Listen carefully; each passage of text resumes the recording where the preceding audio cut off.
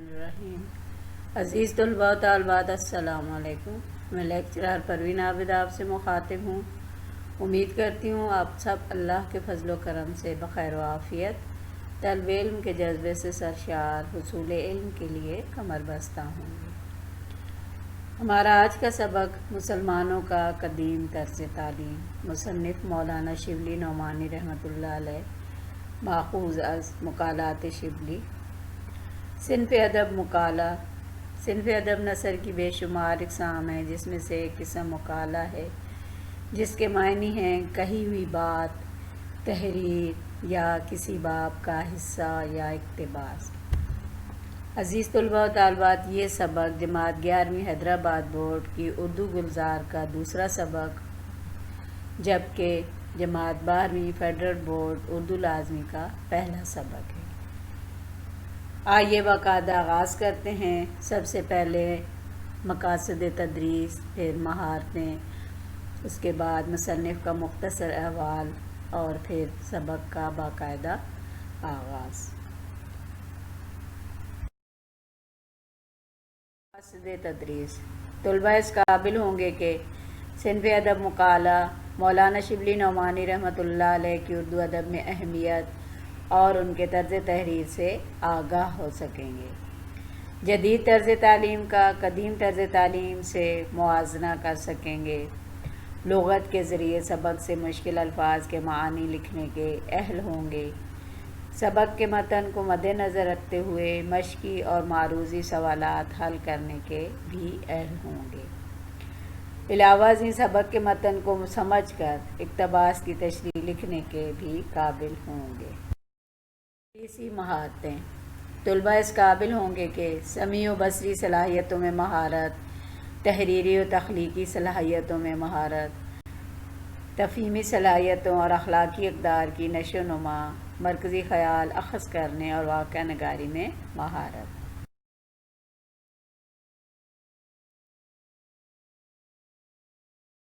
رحمۃ اللہ علیہ اعظم گڑھ ہندوستان میں 1857 میں پیدا ہوئے اور وہیں 1914 میں وفات پائی۔ اصل نام محمد شبلی، شبلی تخلص لکھتے ہیں نعمانی۔ امام اعظم ابو حنیفہ رحمۃ اللہ علیہ نعمان بن ثابت سے عقیدت کی بنا پر خود اضافہ کیا۔ شمس العلماء خطاب یعنی عالموں کا سورج۔ خداداد صلاحیتوں کے مالک، اللہ تعالیٰ نے آپ کو علمی و ادبی صلاحیتوں سے نوازا تھا اور آپ نے اپنی ان خداداد صلاحیتوں سے فائدہ اٹھایا اور علم و ادب میں بڑا نام پیدا کیا۔ یہ کہنا بالکل بجا ہوگا کہ آپ شاعرانہ دل اور فلسفیانہ دماغ کے مالک تھے۔ سر سید کے دیرینہ ساتھی اور تحریک علی گڑھ کے اہم رکن۔ شبلی سر سید کے بہت عزیز دوست تھے۔ سر سید نے ان کی ادبی صلاحیتوں کو پہچانتے ہوئے آپ کو ذمہ داریاں دیں اور علی گڑھ کالج میں عربی کا استاد مقرر کیا۔ یہیں سے آپ کی تصنیفی زندگی کا آغاز ہوا اور آپ نے دارالمصنفین ادارے کی بھی بنیاد رکھی۔ یہ ادارہ اسلامیات اور اسلام کے لیے بہت ممتاز تھا۔ مختلف ممالک کے سفر سے مستفید ہوئے۔ شبلی نے اپنی تصنیفی زندگی کے ساتھ ساتھ بہت سے اسلامی ممالک کے دورے کیے، مثلاً مصر، ترکی، روم، شام وغیرہ۔ وہاں کے کتب خانوں سے مواد حاصل کیا اور یہاں آ کر اس سے فائدہ پہنچایا۔ اردو ادب میں عظیم مورخ کی حیثیت سے نمایاں مقام۔ عزیز طلباء و طالبات، یوں تو شبلی شاعر، فلسفی، قانون دان اور عالم دین تھے، مگر اعلیٰ مقام آپ کو تاریخ دان یا مورخ کی حیثیت سے حاصل ہوا۔ آپ نے حضرت محمد صلی اللہ علیہ وسلم کی سوانح مبارک تحریر کر کے منفرد مقام پایا۔ سیرت النبی صلی اللہ علیہ وسلم کے تحریر کرنے کا آغاز کیا، مگر زندگی نے وفا نہ کی اور آپ اسے مکمل نہ کر سکے۔ آپ کی وفات کے بعد آپ کے ہونہار چہیتے شاگرد سید سلمان ندوی رحمۃ اللہ علیہ نے اس کام کی تکمیل کی اور یوں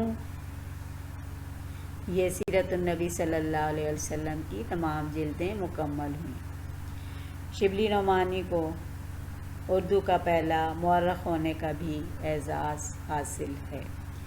اہم تصانیف الفاروق، المامون، الغزالی، سفرنامہ روم، سیرت النعمان، مقالات شبلی اور سیرت النبی صلی اللہ علیہ وآلہ وسلم۔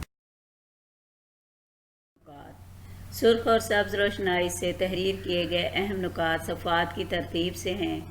آئیے ان نکات کی روشنی میں سبق کا تفصیلی مطالعہ کرتے ہیں۔ مسلمانوں کا قدیم طرز تعلیم شبلی نعمانی رحمۃ اللہ علیہ کے ایک تحقیقی مقالے کا اقتباس ہے، جس میں انہوں نے مسلمانوں کے طرز تعلیم کے حقیقی اور تاریخی خد و خال پیش کیے ہیں۔ صفحہ نمبر 1 کے نکات کی ترتیب کچھ اس طرح سے ہے۔ تعلیم کا پہلا دور۔ پہلا نکتہ ہے تعلم و تعلیم عرب کے سادہ طرز زندگی کے مطابق۔ شبلی رحمۃ اللہ علیہ کہتے ہیں کہ 145 ہجری تک علم کو باقاعدہ کتاب و اشاعت اور ضابطۂ تحریر میں لا کر محفوظ کر کے لوگوں تک منتقل کرنے کا رواج نہ ہو پایا تھا، یعنی تعلیم سیکھنے اور سکھانے کا طریقہ کار جو تھا وہ بالکل ہی سادہ اور عرب کے طرز زندگی کے مطابق تھا۔ کیسے؟ اس لیے کہ اسے ذہن در ذہن ہی منتقل کیا جاتا تھا، یعنی حافظے کے ذریعے۔ عرب خصوصاً مسلمانوں میں تعلیم و تدریس کا جو قاعدہ رائج تھا وہ فطری تھا۔ ماحول کی مناسبت سے سیدھا سادہ طریقہ تدریس قائم تھا، جس میں حافظے کا مکمل عمل دخل تھا۔ یادداشت کی قوت کو بروئے کار لا کر علم ایک ذہن سے دوسرے ذہن میں منتقل کیا جاتا تھا۔ ہر بات پر گفتگو، بحث و مباحثہ، ہر پہلو پر غور و فکر اور روشن و تاریک پہلوؤں کو اجاگر کرنا ہر خاص و عام کی عادت تھی۔ غرض یہ کہ 145 ہجری کے آخر تک طرز تعلیم اسی قدیم طرز انداز کا حامل تھا جو گزشتہ میں رائج تھا، یعنی جو پہلے رائج تھا، جس میں حکماء، مفکرین اور اہل دانش کے اقوال و بیانات کو موضوع بنایا جاتا تھا اور دلائل کے ساتھ انہیں قابل قبول بھی کیا جاتا تھا۔ صفحہ نمبر 1 کا دوسرا نکتہ 100 برس کی مدت میں تعلیم میں تبدیلی۔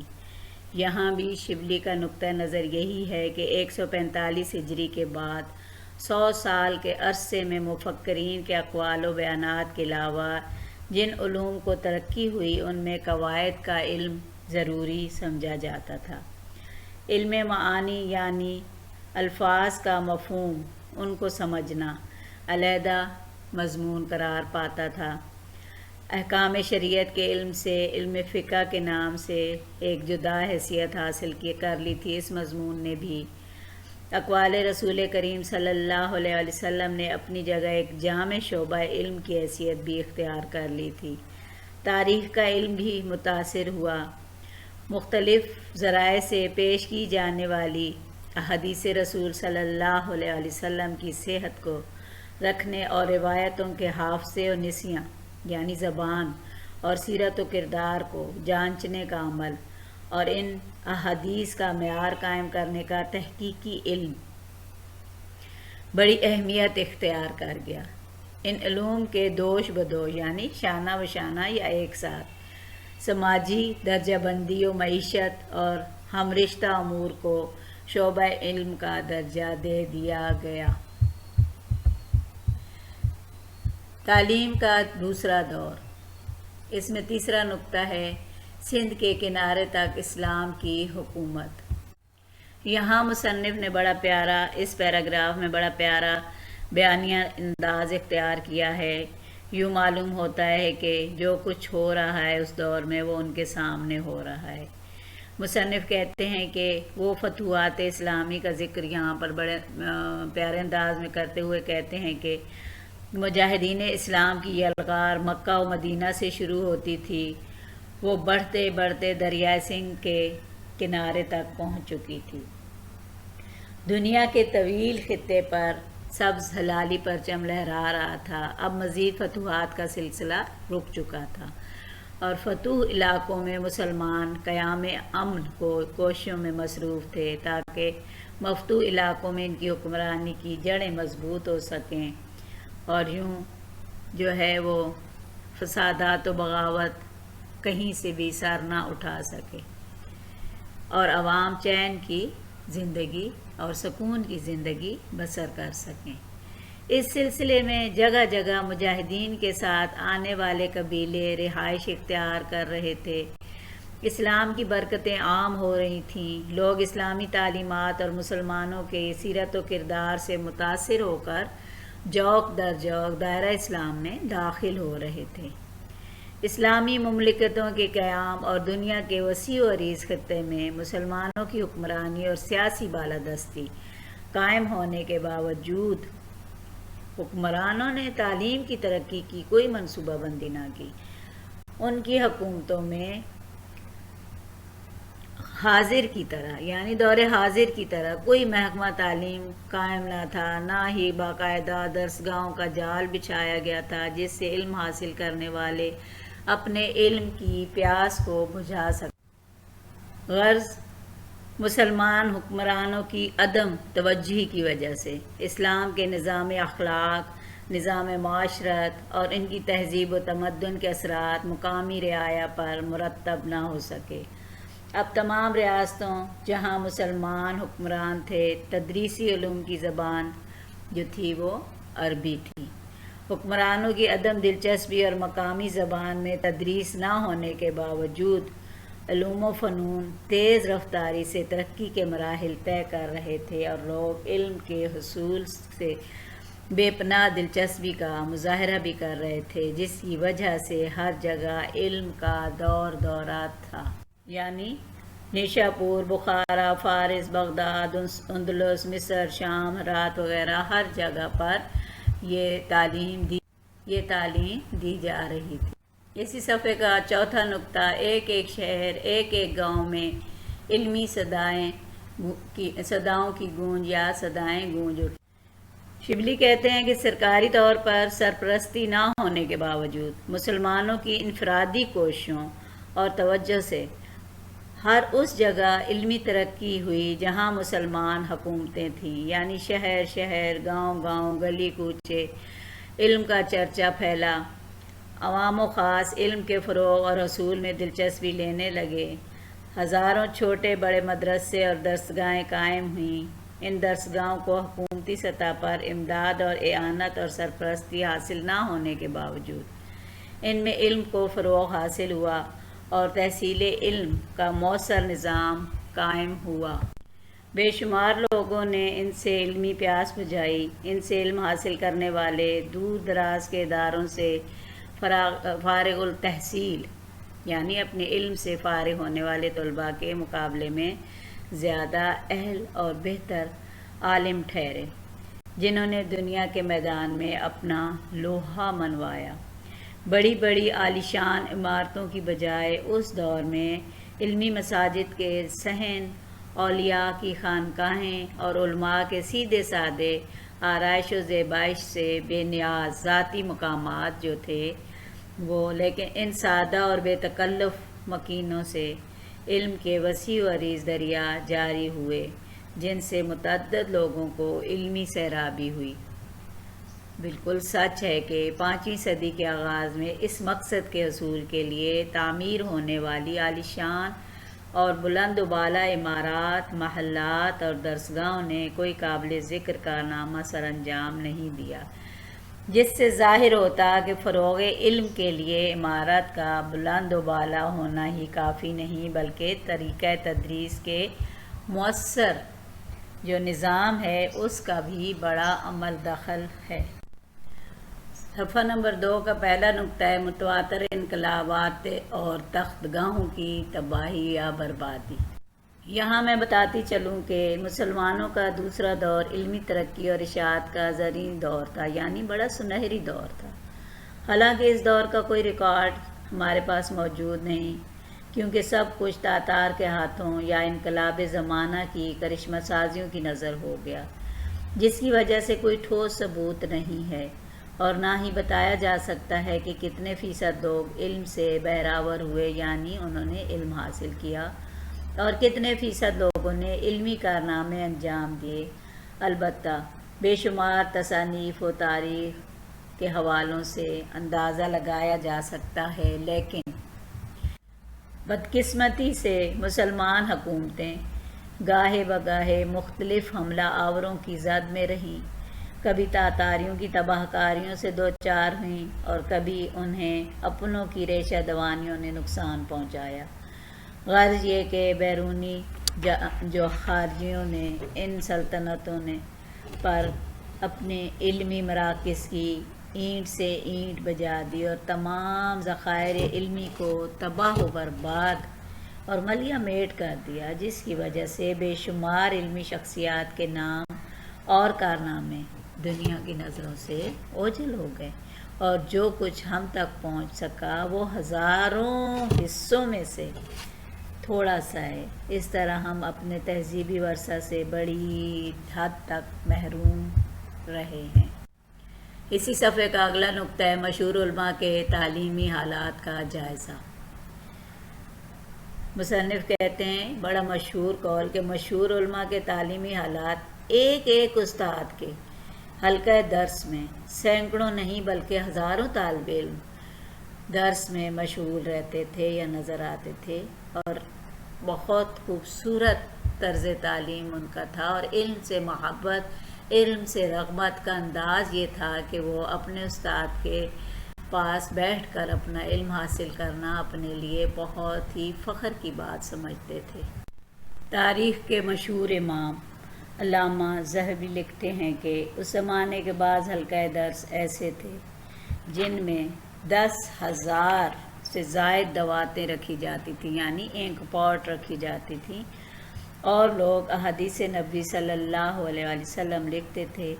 इस बड़े मजमे में 200 इमाम हाजिर होते थे जो इज्तिहाद और फतवा देने की पूरी काबिलियत रखते थे, और इल्म सीखने और सिखाने का ये मामला या सिलसिला बेहतरीन तरीके से जारी व सारी रहता था। उस दौर में तालीम का मुस्तनद तरीका वही था जो आज मुहज़्ज़ब मुल्कों में जारी है, यानी इमला, जिसको उर्दू में लेक्चर देना भी कहते हैं। उस्ताद एक बुलंद मुकाम मसलन कुर्सी या मिंबर पर बैठ जाता था और किसी फ़न के मसाइल ज़बानी बयान करता, और इस तरह तालिब इल्म जो हमेशा कलम दवात लिए बैठे होते थे इन तहकीकात को उस्ताद के ख़ास लफ्ज़ों में लिखते जाते थे, और जब वो अपना लेक्चर पूरा लिखते जाते थे तो इस तरह हर एक की मुस्तकिल किताब तैयार हो जाती थी, और जो वो किताब तैयार होती थी उसे अम्माली के नाम से मशहूर किया जाता था या उसे अम्माली कहते थे।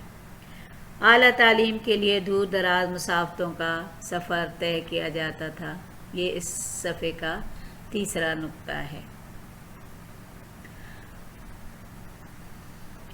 सफ़ा नंबर 3 और 4 से कि आला तालीम के लिए दूर दराज मुसाफ़तों का सफ़र तय करना, और इसके लिए देखें मुतअद्दिद अहले कमाल की खिदमत में पहुंचकर ये लोग लंबे लंबे सफ़र तय करके फ़ायदा उठाना नहायत ज़रूरी ख़याल करते थे। मशहूर अहले फ़न की लाइफ यानी ज़िंदगी, उनकी ज़िंदगियों को छान डालते थे। उस ज़माने में एक मशहूर फ़ाज़िल जो सफ़र की ज़हमत उठाए बग़ैर अपने फ़न में नामवर हो, उस ज़माने के लोग हमेशा उसको हैरत की निगाह से देखते थे। ऐसा हो ही नहीं सकता था। यानी बगदाद, निशापुर, कुर्तबा वगैरह में हर गहरे फ़न के कामिल शनासा मौजूद थे, मगर उन शहरों के रहने वाले भी मशरिक़ मग़रिब हर जगह की खाक छाने बग़ैर नहीं रहते थे, यानी इल्म हासिल करने के लिए लंबे लंबे सफ़र तय करते थे, और इल्म हासिल करना अपने लिए बायसे فخر سمجھتے تھے۔ علم کی کھوج اور تلاش میں مسلمان ہمیشہ سفر میں رہے ہیں، اور دنیا کی تاریخ میں واقعی اس کی کوئی نظیر موجود نہیں ہے کہ مسلمان ہمیشہ تعلیم کے حصول کے لیے سرگرداں رہے۔ اسی صفحے کا اگلا نقطہ، لازمی چیز مناظرہ کی مجلسوں میں شرکت۔ دوسری چیز جو اعلیٰ تعلیم کے لیے گویا لازمی تھی، یعنی بہت ضروری تھی، وہ مناظرہ کی مجلسوں میں شرکت کرنا تھا۔ مشہور شہروں میں بحث و مناظرے کے لیے خاص وقت اور مقام جو ہے وہ مقرر کیے جاتے تھے۔ بعض امراء اس قسم کی مجلسیں اپنے مکانوں میں منعقد کرتے تھے۔ فقہ، ادب، نحو وغیرہ ہر علم کے لیے جداگانہ مجلسیں قائم کی جاتی تھیں، اور ان میں علماء اور طلباء دونوں شریک ہوتے تھے، اور کوئی ممتاز عالم بحث کے لیے انتخاب کیا جاتا تھا۔ یہ جلسے جن میں زیادہ تر حق پسندی اور انصاف کا استعمال ہوتا تھا، معمولی نصاب تعلیم ختم کرنے کی نسبت بہت زیادہ مفید تھے۔ علم حاصل کرنے سے فارغ ہونے کے بعد استاد ایک تحریری سند عطا کرتا تھا، جس میں اس کی تعلیم کی ایک اجمالی کیفیت اور درس دینے کی اجازت لکھی جاتی تھی۔ اس سند میں وہ چوغا یا گاؤن، جسے تلسان پہننے کہتے ہیں، وہ پہننے کی بھی اجازت ہوتی تھی، جو علماء کا مخصوص لباس تھا۔ تعلیم کی وسعت کے متعدد اسباب۔ اسی صفحے کا اگلا نقطہ، قرآن و حدیث جن میں مذہب کی بنیاد تھی، عربی زبان کے ساتھ خصوصیت رکھتے تھے۔ اتنے تعلق سے نحو، صرف، لغت، معانی، اسماء و رجال بھی گویا مذہبی تعلیم کے ضروری اجزاء تھے۔ فلسفے نے علم کلام کی صورت میں مذہبی علم ہونے کی عزت بھی حاصل کی ہوئی تھی۔ اب خیال کرو، یعنی سوچو، ایک قوم جس میں اسلام کا جوش ابھی تازہ ہے، جس کی رگوں میں ہنوز عرب کا لہو ہے، جس کی ہمتیں بلند، ارادے جوان، مستقبل روشن، حوصلے وسیع ہیں، اور پہم یعنی مسلسل ملکی کامیابیوں نے اس کے جوش کو زیادہ تیز بھی کر دیا ہے، جب کسی کام پر پوری توجہ سے مائل ہوگی تو اسے کس حد تک پہنچا کر چھوڑے گی۔ عرب کے سوا دوسری قومیں جو اسلام قبول کر چکی تھیں، مذہب نے ان کو بھی انہیں سرگرم جذبات سے بھر دیا تھا، جو عرب کے ذاتی خاصے یعنی خوبیاں تھیں۔ یہی بات ہے کہ نحو، لغت، حدیث، اصول فقہ، فلسفہ، ان سب کے امام پیشوا قریباً کل اجمی ہیں۔ تعلیم مسجدوں اور علماء کی خاص درگاہوں سے میں مقید نہ تھی، اس کا یہ دوسرا نقطہ ہے۔ اور یہاں پر مصنف کہتے ہیں کہ وزراء، حکام، فوجی افسر، اہل منصب، ہر طبقے کے لوگ پڑھتے پڑھاتے رہتے تھے، یعنی علم حاصل کرتے رہتے تھے۔ وزارت کے کثیر الاشغال وقت میں بھی، یعنی حکومت کے مستقل کاموں میں مصروف رہنے کے بعد بھی، ابو علی سینا کی خدمت میں مستعد طلباء کا ایک گروہ ہر لمحہ ہر گھڑی حاضر رہتا تھا۔ اس کا تیسرا نقطہ، تعلیم یافتہ اور پایہ شناس امراء اور اہل منصب سرپرست گروہ کی حیثیت سے نمایاں۔ عموماً تعلیم یافتہ اور پایہ شناس لوگ جو تھے، وہ تعلیم کی اشاعت کا بہت بڑا سبب بنے۔ سلاطین و وزراء تو ایک طرف معمولی سے معمولی رئیس کی خدمت میں سینکڑوں ادیب و فاضل موجود رہتے تھے، چونکہ ان کی تنخواہیں کسی خدمت کے سلسلے میں نہیں، بلکہ صرف ان کا ذاتی کمال اور قبول عام مہنگے داموں خریدا جا سکتا تھا۔ تمام ملک میں لیاقت اور شہرت پیدا کرنے کا عام جوش پھیل چکا تھا۔ تصانیف میں زور طبع کے ساتھ تحقیق و احتیاط کا لحاظ اس لیے زیادہ تر کرنا پڑتا تھا کہ جن قدردانوں کے سامنے پیش کرنا ہوتا تھا وہ خاص صاحب النظر اور نکتہ چین ہوتے تھے، یعنی خوش ذوق اور نقص نکالنے والے ہوتے تھے۔ مدرسوں کے قائم ہونے سے دفتن تو کوئی تبدیلی پیدا نہ ہوئی، نصاب تعلیم قریباً وہی رہا جو پہلے تھا۔ پرائیویٹ تعلیمی درسگاہیں قائم رہی، اور حق یہ ہے کہ جب تک ان پر کچھ زوال نہیں آیا تعلیم بھی زیادہ نہایت وسعت سے جاری رہی، لیکن رفتہ رفتہ آہستہ آہستہ ان مدرسوں میں خاص پابندیاں شروع ہوئیں، اور سلطنت عثمانیہ کے دور میں تو گویا تعلیم کا ایک جداگانہ جو ہے وہ قانون پاس کیا گیا۔ 8ویں صدی سے پہلے فارغ التحصیل ہونے کے لیے ایک خاص مدت معین یعنی مقرر کی گئی، گو ملکوں کے اعتبار سے مختلف تھی۔ مثلاً مغرب وغیرہ میں 16 برس اور تونس میں 5 برس طالب علم کو تعلیم گاہ میں رہنا لازم قرار دیا گیا تھا، اور املاء کا طریقہ بھی رفتہ رفتہ جاتا رہا۔ صفحہ نمبر 5 کے اہم نکات۔ اس میں تیسرا دور تعلیم کا کتابی شکل کی بنیاد۔ تیسرے دور میں اس بات نے تعلیم کو نہایت ابتر یعنی بری حالت میں کر دیا کہ تمام علوم ایک طرف اور یہاں پر تصانیف کی کثرت اور ان کا درس بھی داخل ہونا، یعنی اس بات نے بھی نہایت ان چیزوں کو اس تعلیم کو نقصان پہنچایا۔ پہلے اور دوسرے دور میں زیادہ تر فن کی تعلیم ہوتی تھی، لیکن تیسرے دور نے کتابی تعلیم کی شکل اختیار کر لی اور کتابی تعلیم کی بنیاد ڈالی، جس میں اصلی مسائل سے زیادہ کتاب کی عبارت اور اس کے متعلقات سے یعنی اس کے تعلق سے بحث و مباحثہ ہوتا۔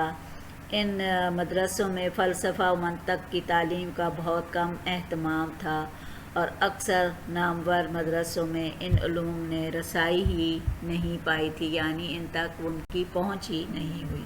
اسی صفحے کا دوسرا نقطہ، اسلامی ممالک میں کثرت سے انقلابات حکومت۔ اب جو کثرت سے انقلابات حکومت اسلامی ممالک میں ہوئے تو ان مقاصد کے لیے اکثر یہ مفید بھی ثابت ہوئے۔ ایک خاندان اگر برباد ہو جاتا مگر اس کے علمی آثار اکثر محفوظ رہتے تھے۔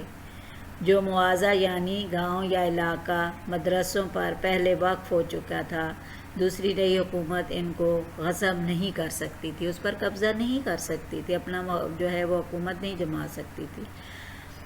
مگر ہلاکو خان نے نہ صرف بغداد کو غارت کیا بلکہ تمام ممالک اسلامی کو برسوں تک بے چراغ یعنی بے نور رکھا، نہ وہاں پہ علم کی روشنی تھی نہ کوئی، تاہم اوقاف میں کچھ تصرف نہ کر سکا، یعنی ان میں کچھ رد و بدل نہیں کر سکا۔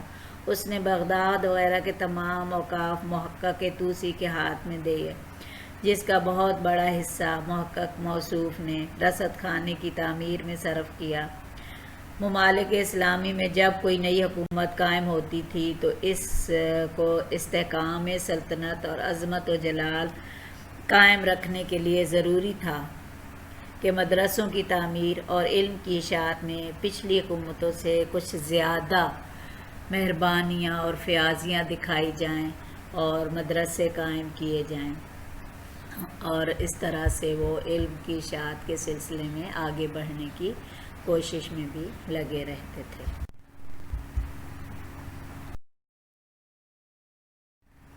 تعلیم کا تیسرا دور جو کتابی تعلیم کی بنیاد تھا، اسلامی ممالک میں کثرت سے انقلاب حکومت، اس پر ہم نے بحث کی اور ہم نے اس کا تفصیلی جائزہ لیا۔ آئیے اب ہم یہ دیکھتے ہیں کہ ہمیں اس سبق سے کیا نتیجہ حاصل ہوا۔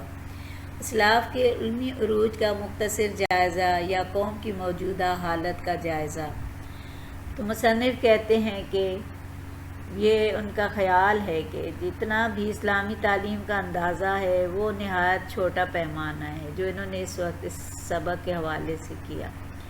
بقول ان کے ہماری علمی فیاضیوں اور ایجادات جو تھیں وہ مدرسے کے جو احاطہ ہے نا اس کے ہمیں باہر ڈھونڈنی چاہیے۔ مدرسوں کی کثرت اور عالمگیر رواج نے بھی پرائیویٹ تعلیم کی جو درسگاہ ہیں ان کی تعداد کو تو کم نہیں کیا۔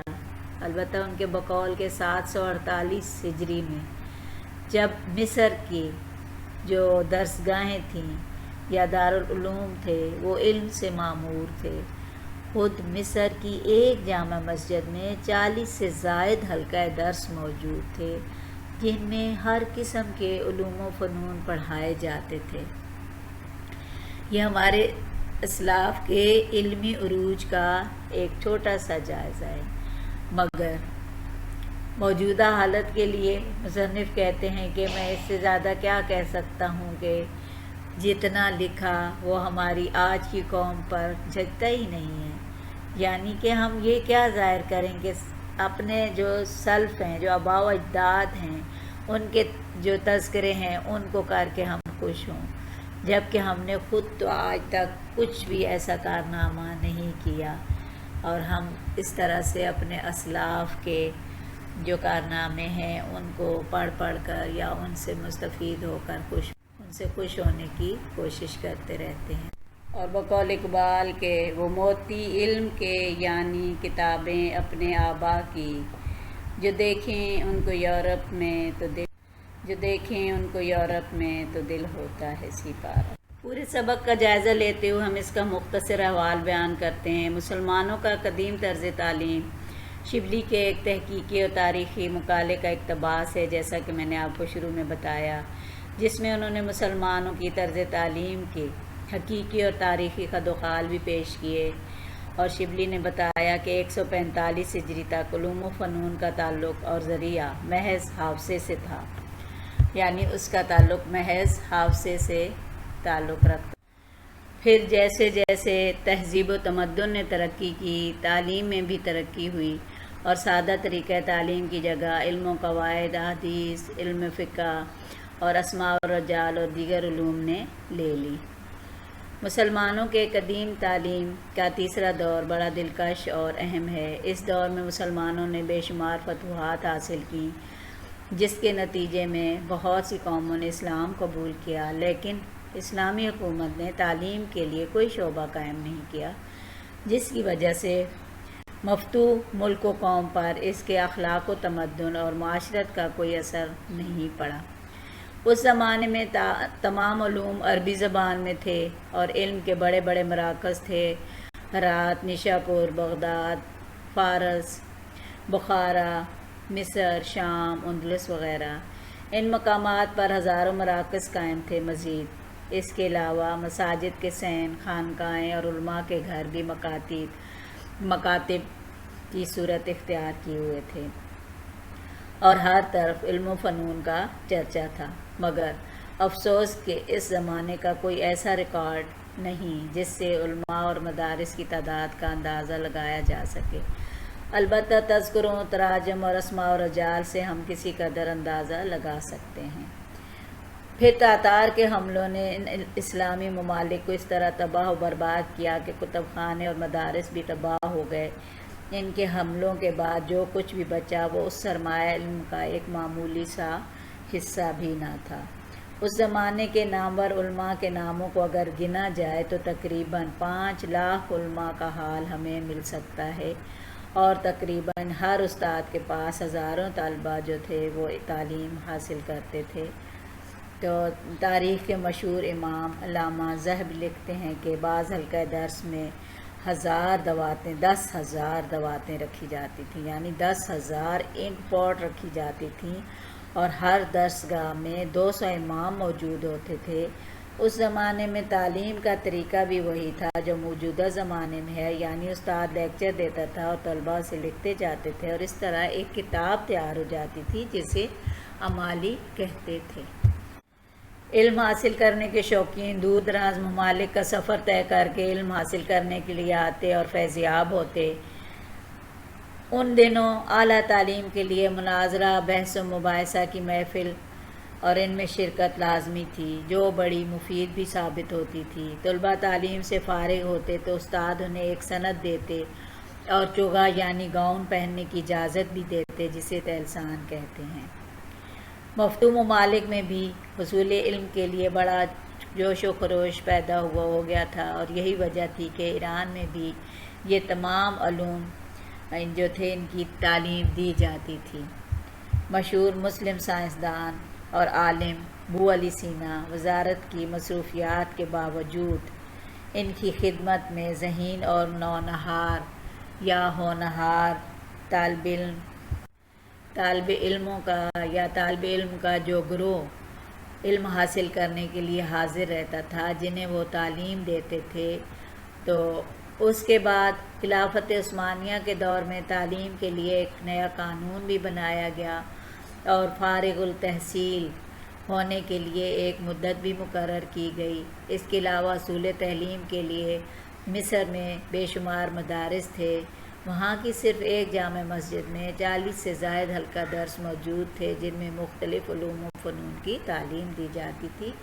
یہ ہے اس سبق کا مختصر جائزہ۔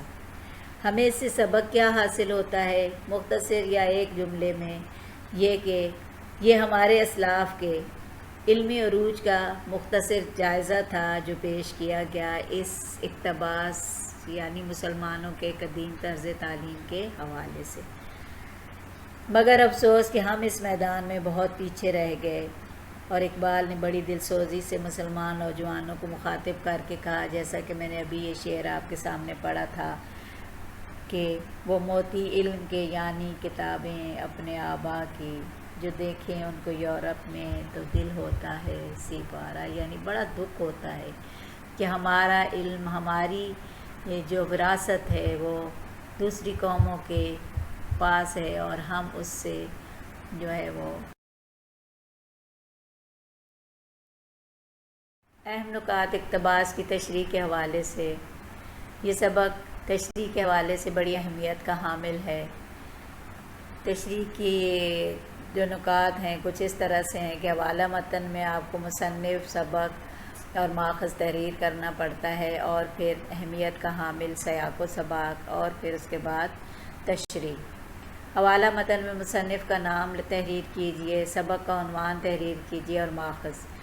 یاد رکھیے مصنف کے نام اور سبق کے عنوان کے تو آپ کے 2 نمبر ہوتے ہیں پرچے کے حوالے سے، مگر ماخذ کا کوئی نمبر نہیں ہوتا۔ لیکن اگر آپ کو سبق کا ماخذ معلوم ہے اور آپ تحریر کرتے ہیں تو ممتحن پر اس کا اچھا اثر پڑتا ہے۔ سیاق و سباق، اس حصے میں اقتباس سے قبل اور اس کے بعد کا احوال لکھا جاتا ہے جو اقتباس تحریر کے لیے تشریح کے لیے دیا جاتا ہے۔